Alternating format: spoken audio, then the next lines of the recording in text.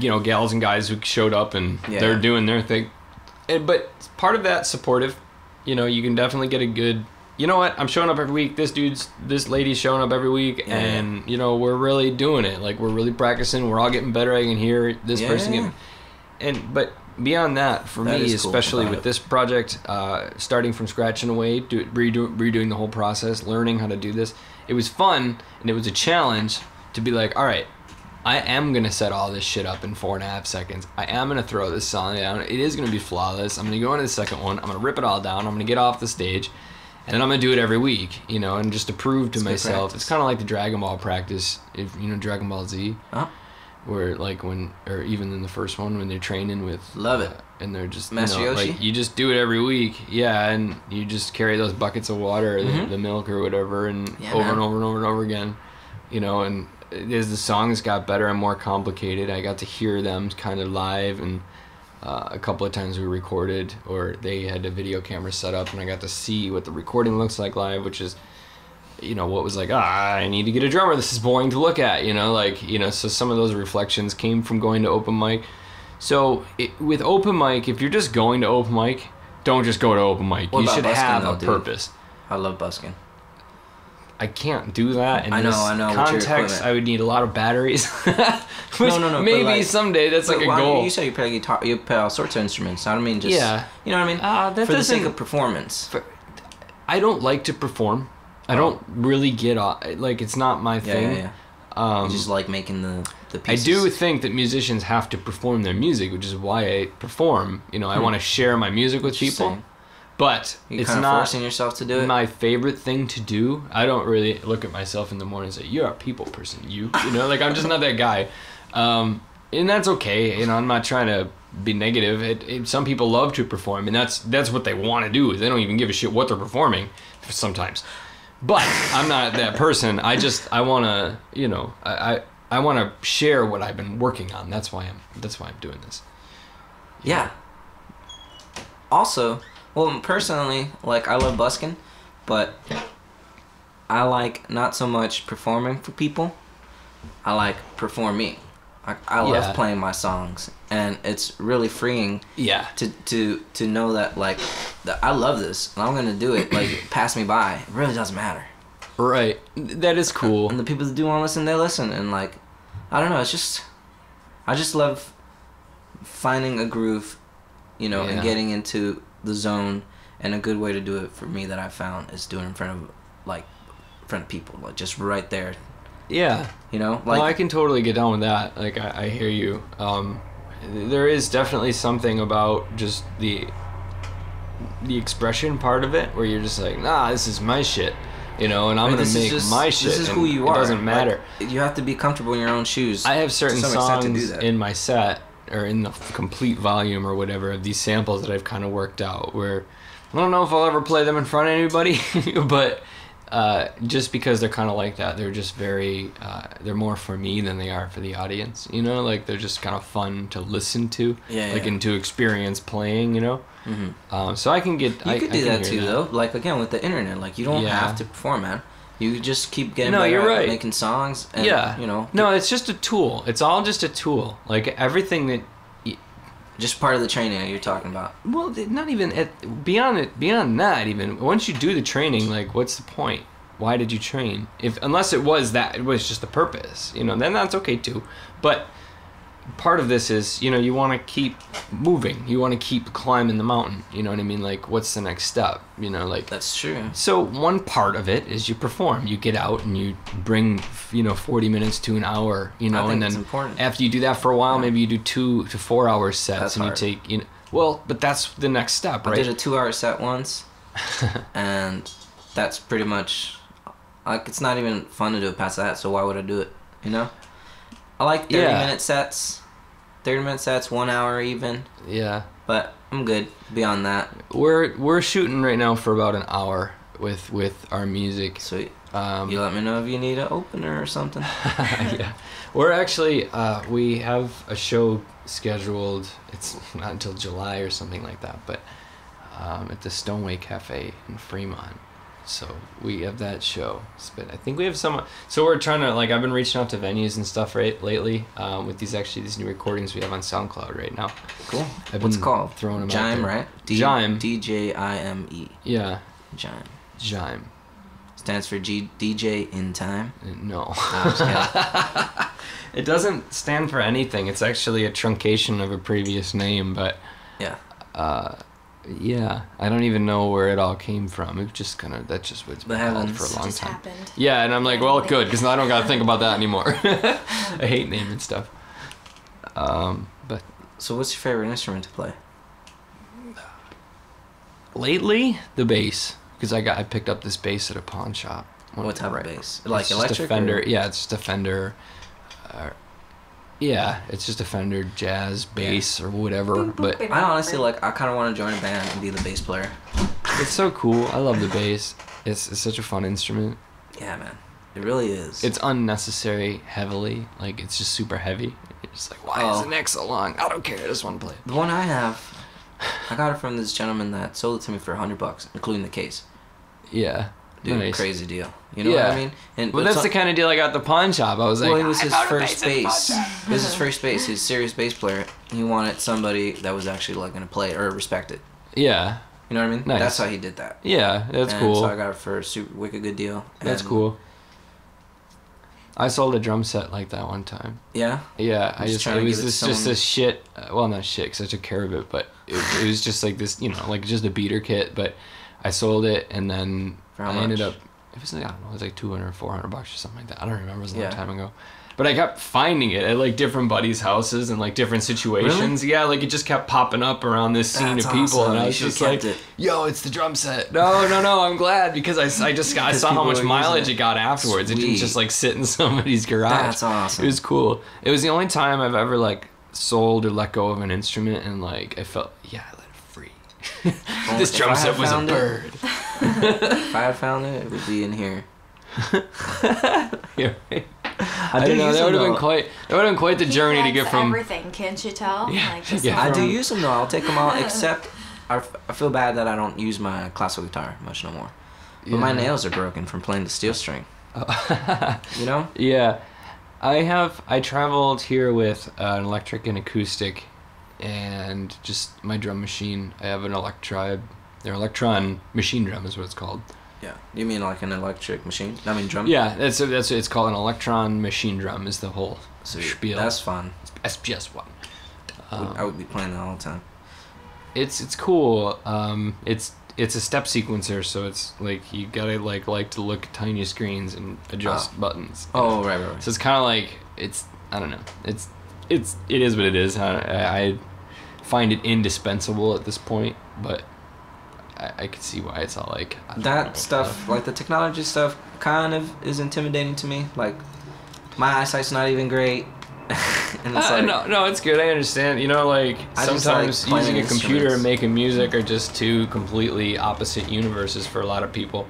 And as a guy, like I said, I went to music. Except for the recording part. I mean, I like that aspect. Well, yeah, that's my first experience with a recording studio is actually what inspired me to do all of this recording and stuff, because it sucked so bad, and I was like, wow, I love music, but man, am I not doing that again. So I wanted to get into to go to a recording studio. We went to my buddy got free recording time through an internship. Oh, right. So he took our project in to record. And it was just awful. Like, it was a train wreck because I wasn't prepared and I didn't know what I was doing. I didn't get along with the engineer, and it was just like this big... What were you playing? A guitar at the time and the singer. It was kind of a punk rock band. I was the guitarist and the singer. Yeah. How did the song go? Oh, I don't remember. Please. Dude. I don't know why she's whining. Well, she she'll can't be fall barking, asleep though. in a minute. She'll fall asleep. Give her some peanut butter or something. I did. She'll fall asleep. She's just a whiny dog. How did the song go? I don't really remember. What was it called? Well, that was one of the problems, is we wanted to do 5 in like a couple of hours. So it's doable. You just gotta have your chops. Not for our band. We did not practice enough. It was more just like a noise explosion than it was a band. So much. A lot of toms in the drummer's arsenal. Make as much sound as you can. Yeah. Yeah. One of the lyrics I do remember is falling down the stairs to save time. Falling down the stairs to save time? Yeah. And we just yelled out a lot. It was just that lyric over and over and over again. That was the song. Falling down the stairs to save time. Yeah. You guys nailed it. That was basically the song. Yeah, that was it. That was basically the song. Falling down the stairs to save time. Down those stairs. That's kind of funny. So. Did you write that?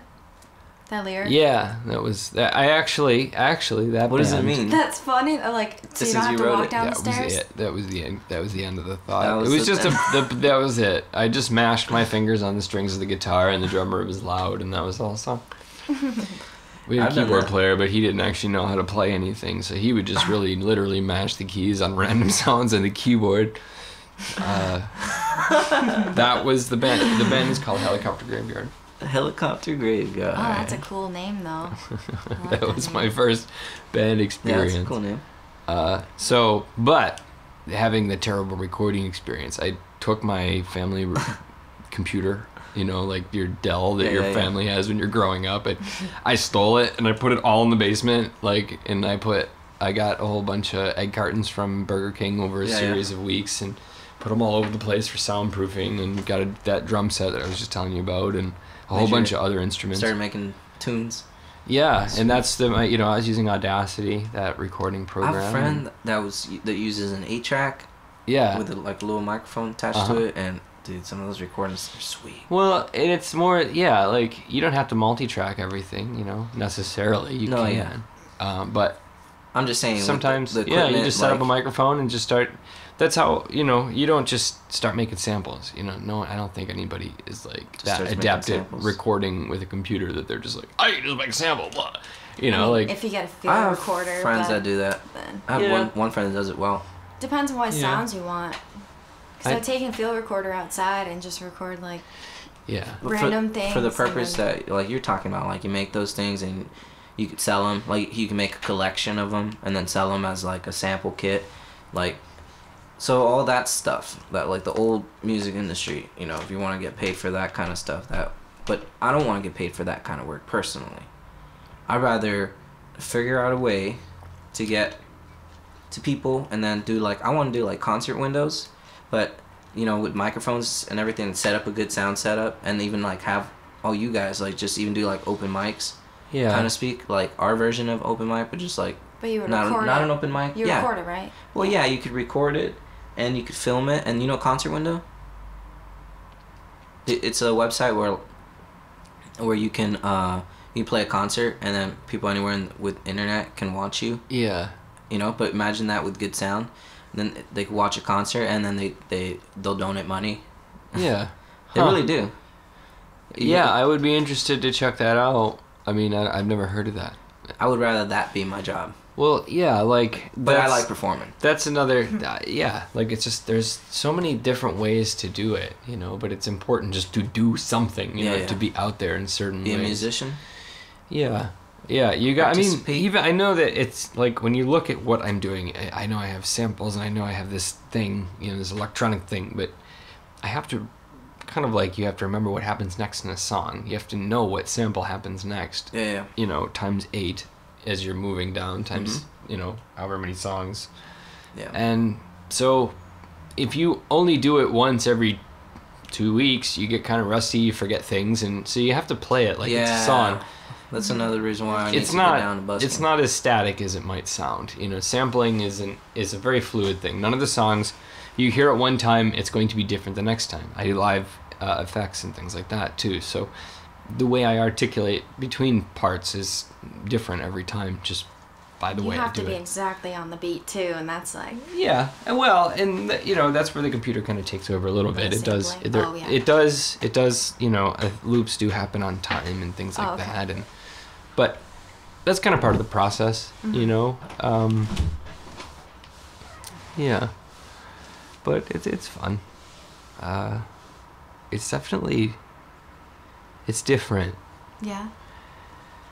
Yeah, it's a bit of an adjustment, and you don't, I remember like at one point I could sit down with an acoustic guitar and you can just kind of jam with your guitar and you go from part to part and it's just a very natural, you can go from song to song and this kind of thing.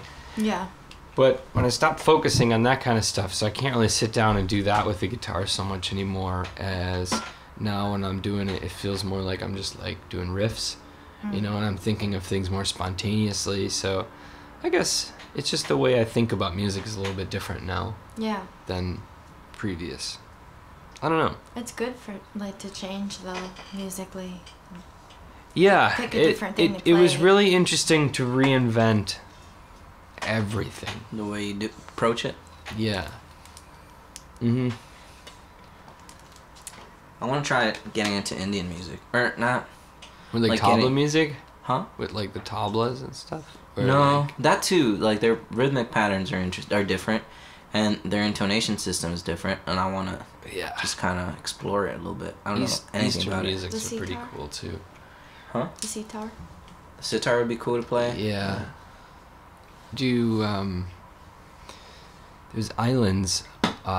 And if you have a lot of different instruments coming out of one tiny speaker, it tends to get really muddy really quick. Whereas if it's a small speaker, you just have one electric guitar. Right. There's only one sound to make muddy, so it ends up being pretty clear ultimately. So that's true. There's different things, like challenges like that I run into.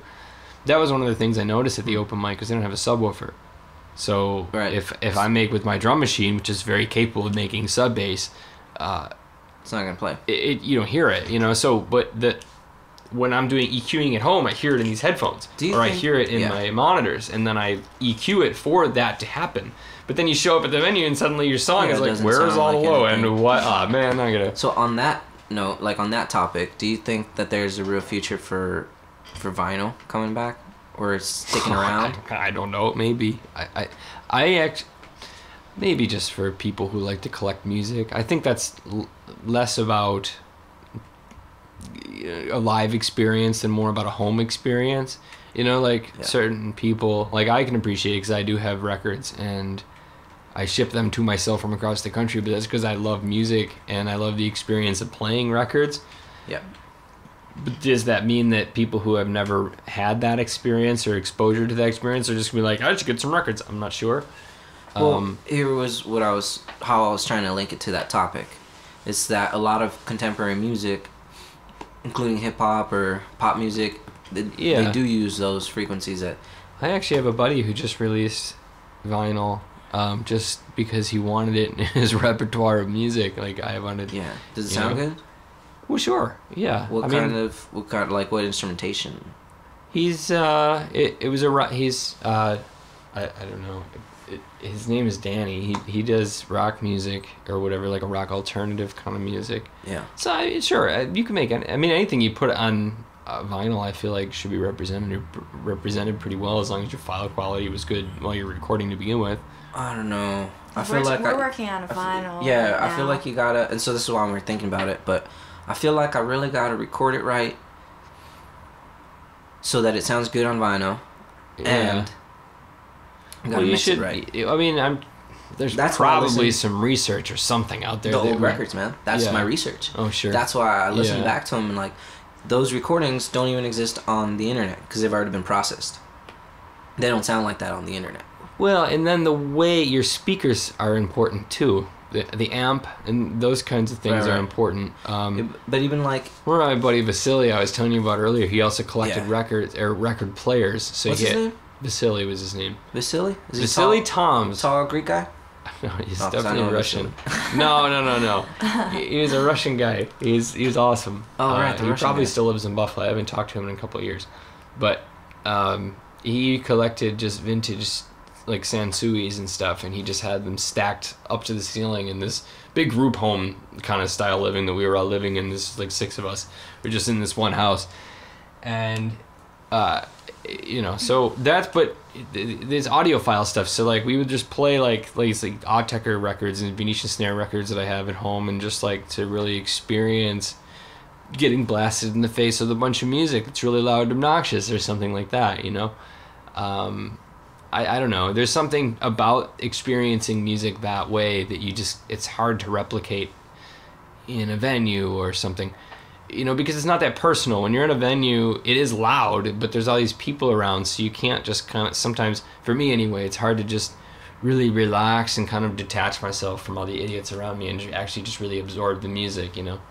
I don't know, maybe that's a me problem than anything. I got into records because of the mixes, because they're so different. Yeah. And that's why they sounded so grand. Like, you could still have a rock band. Like, I have John Lennon's Imagine record. Mm-hmm. And it starts with Mind Games. On the other side, all you people, whatever it is, it's I like grand. the way the needle sounds, like, when it goes Well, around. it just sounds... It's just like crackly. This mix that I it's listened really to ambient, yeah. And I listened to how they mix it so that it would sound good on the record, you know, because that was the goal, was to sell records. Yeah. So you make it sound good on a record. And right now the people putting out records, like vinyl records, personally, I don't think that they are good representations of their music. Not that their music isn't good. I feel like it's not being represented properly when transferred onto record.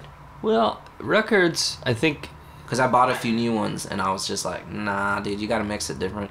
Sometimes, yeah, like, it did, like, for instance, working on audio, like, do you remember, have you ever done 8 tracks, or you ever just go straight to cassette or something like that? Cassette, yeah, I bought one of those recently. So, sweet. Like, those are really good with particular frequencies, too, I think. You know, like, certain things are going to come across warmer just naturally, because they're going to enhance a particular way. Records are really particular about that, and that's why it's nice to have those audiophile amps and things like that, because they're just EQ'd in a particular way to begin with, because, you know, it's just, I don't know, I don't know, I feel like there's nothing wrong with digital. There's really nothing wrong with it, but oh no, there's nothing wrong with it. It just, I think the intention of some things, I just think, like, putting it, if you're gonna put it on vinyl record, you're gonna have to mix it differently. That's what I'm trying to say. Yeah. Maybe I'm wrong. That's just the way I hear it. No, I think you're right. Art form. It's different than live performance. It's different. Yeah. Though the tape record thing. Oh, have you seen that Keith Richards documentary on Netflix? I don't think so. Dude, you gotta look that up. Right. Anyhow, so for one of the songs that was a hit, apparently, what he did was he took a little cassette recorder. Yeah. And he played his acoustic guitar into it, right? And then he played it out on speaker and then mic'd that, just that little thing, and it sounds like kind of like an electric guitar, but with an acoustic guitar. Yeah. Anyways, that was that track, the guitar track. Like, yeah. That was a pretty sweet idea that I saw. I'm like, man, I could do that with the little one I just bought. Play into it, and then put it out. But you need an empty tape, though, right?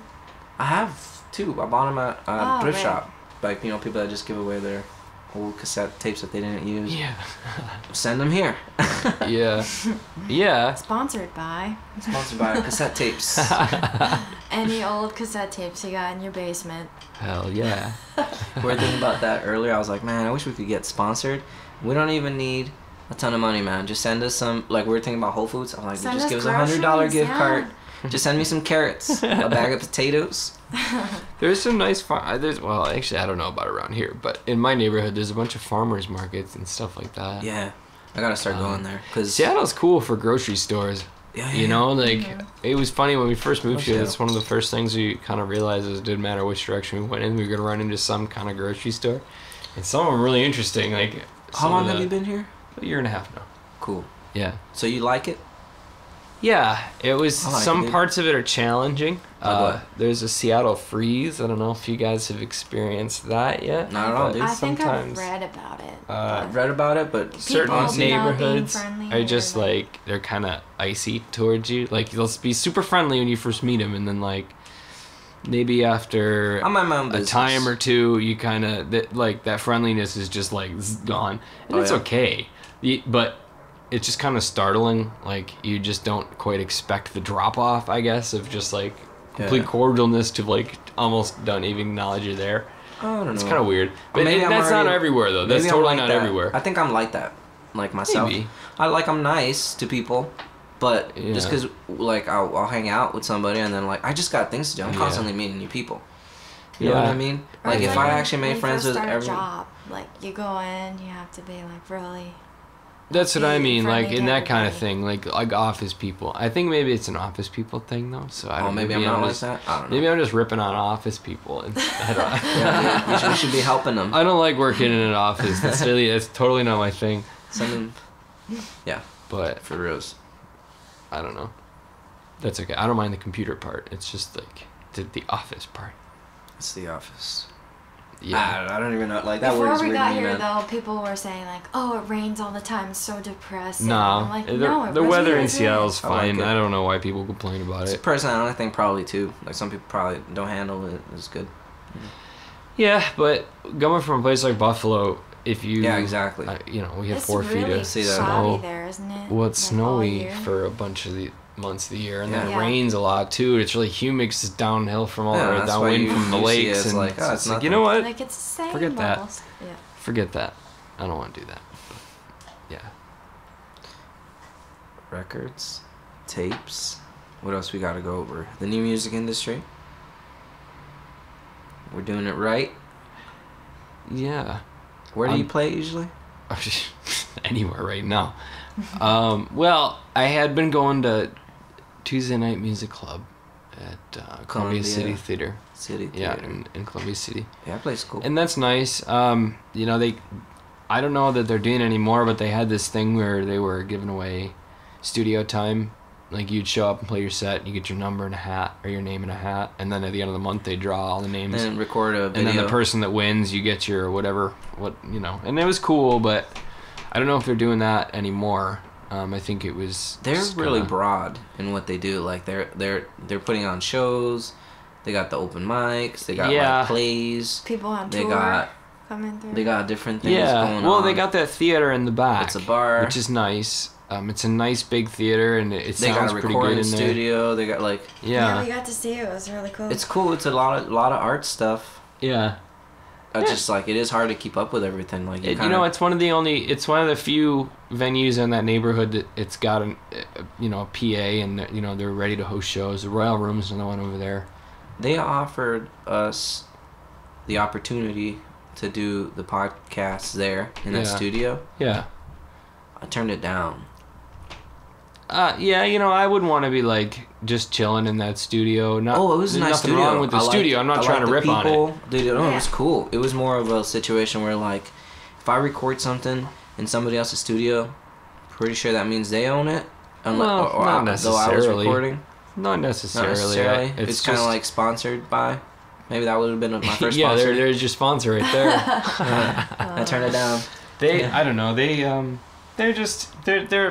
No, honestly, I wouldn't want to go every time to do the podcast. Like, I like doing it in my house. It's nice being You can't do open mic. That's really what the podcast is. Yeah, like, I think if you're going to be independent and you're going to be doing your own thing, you got to do it in your own place. If you did it once, like, cool. Like, I didn't mind going and performing there, but you don't get paid to go to open mic, you know what I mean? Yeah. So, you just kind of go. You go until it doesn't mean anything to you anymore. Them, which is what I will do. We're talking about it. Yeah, definitely. Be like, hey, you could do that. It would be it's a big deal band. Interesting to, have,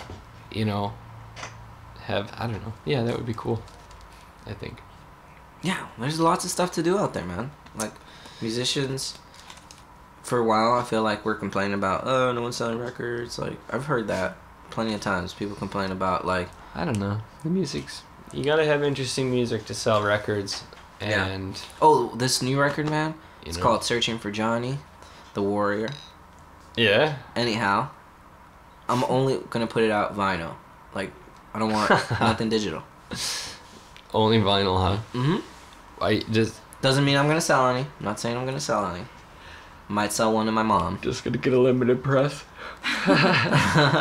No, just a few hundred. It costs $1,150 to print out 300. That's expensive. Right. So it's gonna be a 7-inch one. Yeah. It's What's your album artwork gonna look like? That's the important part. Oh, you want to see it? Yes. I made the logo. Oh, nice.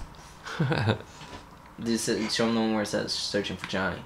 Oh, that one's... I didn't export that one yet, but I'll show you the... Women. Just kidding. Whoa. Just kidding. I love women. Maybe too much.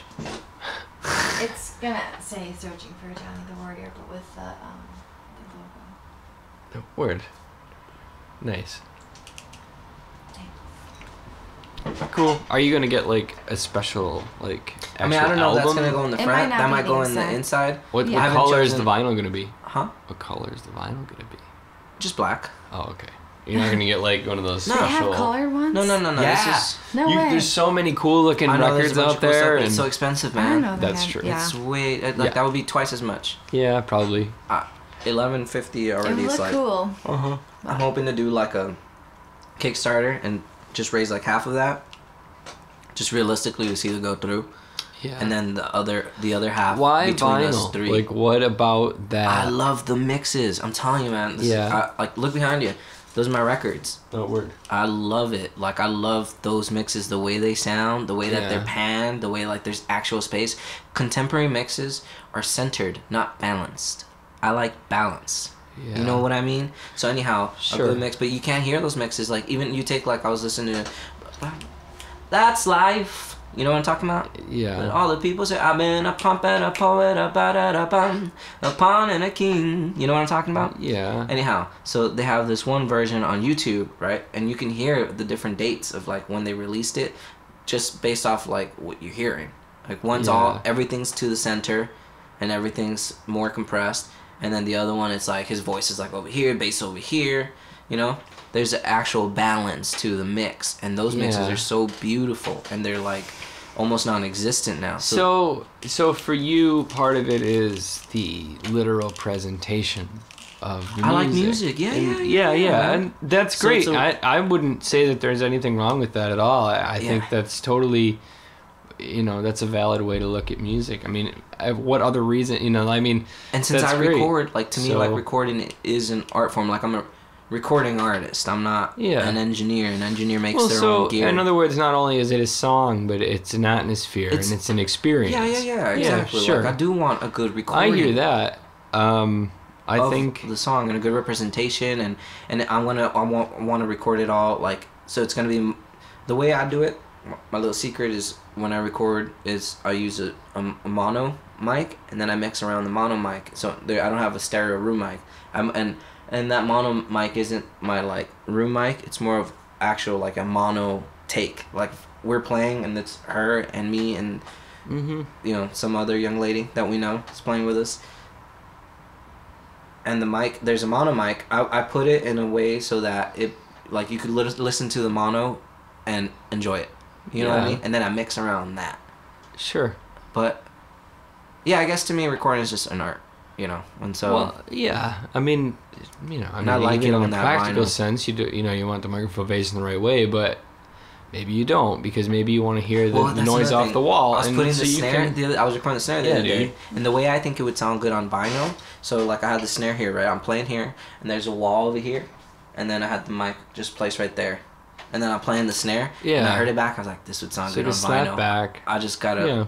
But it's also at a distance. Mm-hmm. You know what I mean? There's a lot of factors to it, but I get those ideas from listening to the old recordings. One of the things I regret about living in an apartment building, because I live in a building like you guys do, kind of, is you can't really use your space real well. Like, I live in this huge, we use the living room as our studio, essentially. Right. And it's a nice big room, but I can't use any of the space because I can't get anything loud enough, and I don't want to, like, disturb, like, the entire universe.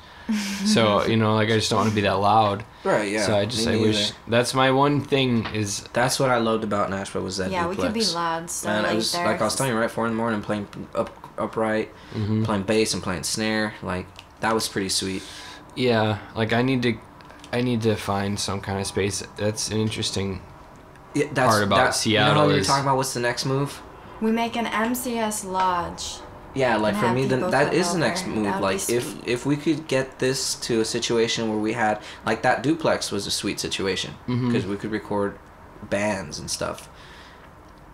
We gotta find that situation here in Seattle, but we also don't like working. It's not that unrealistic. Enough money to pay it off. No, it's not unrealistic. You just gotta find what works. I mean, it depends on how flexible you can be. Not very. Until we start getting, like, until literally Whole Foods starts sending us bags of potatoes. Well, you gotta start throwing yourself. I mean, what it really is being in the right place at the right time. And if you're not out there in the, that's what we're doing. Then you're not gonna be in the right place. We made this long list of people to email today. Like, we're gonna email all these people just for sponsorship. I made a lot of those lists myself. As a matter of fact, I probably have one of these notebooks around. For what? For like... Just contacts. Just contacts. You go through, but the important part about it, though, and what I'm discovering about Seattle is that people, despite the fact that they could just email, don't respond. They want to see your face in front of them. Do they?